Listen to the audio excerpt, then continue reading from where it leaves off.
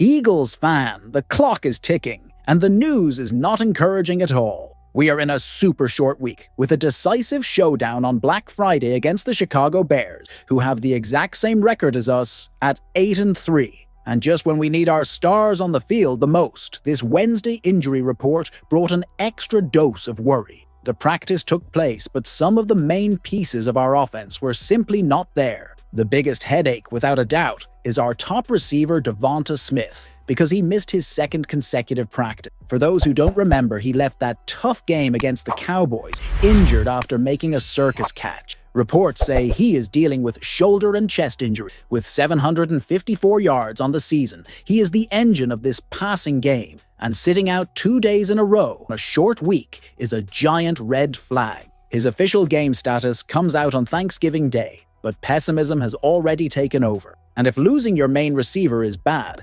imagine taking the field without the pillar of the offensive line. Lane Johnson also did not practice and is considered unlikely for Friday's game due to a foot injury. We know the history well that when Lane doesn't play, the offense suffered. The expectation now is that Fred Johnson will have to start for the second game in a row. It is a trial by fire against this Bears defense. On defense, we also have confirmed problem. Rookie Andrew Mukuba, who we already discussed in other videos, fractured his ankle, so he obviously did not practice and is out. The news here is the confirmation of who takes the spot, because Sidney Brown is expected to step in as the starter alongside Reed Blankenship. It is a major change in communication deep down the field against a dangerous Chicago offense. A detail that caught the reporter's attention in the locker room was the situation with Xavier Gipson. He was there but did not practice. The reason was a shoulder injury so bothersome that he was seen having difficulty even putting on a t-shirt. If he can't even get dressed, he will hardly be able to return punts on Friday. This puts Jahan Dotson in play as the likely returner for this game.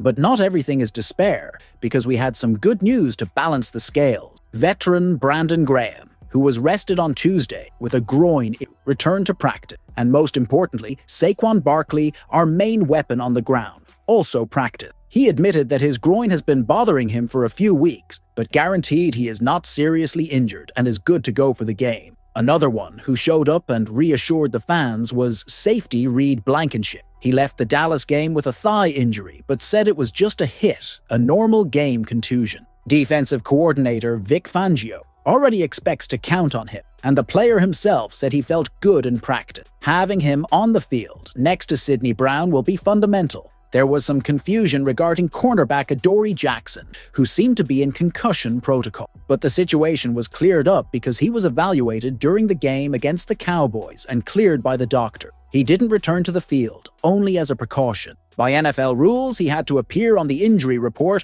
but he is on track to play normally against the Bears. Finally, the front office has a tight deadline. Offensive linemen Miles Hinton and Willie Lampkin returned to full practice, but are still on injured reserve. The Eagles have until Thanksgiving Day to decide whether to activate Lampkin to the 53-man roster or if he stays out for the rest of the season. With Lane Johnson, hurt reinforcements on the line would be very welcome. The stage is set for a big boy game on Friday, but with our offense all patched up. Without Lane Johnson and probably without Devonta Smith, do you think the Eagles offense has enough firepower to beat the Bears on the road? Or will we depend exclusively on Saquon Barkley's ground game? Leave your prediction here in the comment. The final update comes out tomorrow, and I will bring everything to you.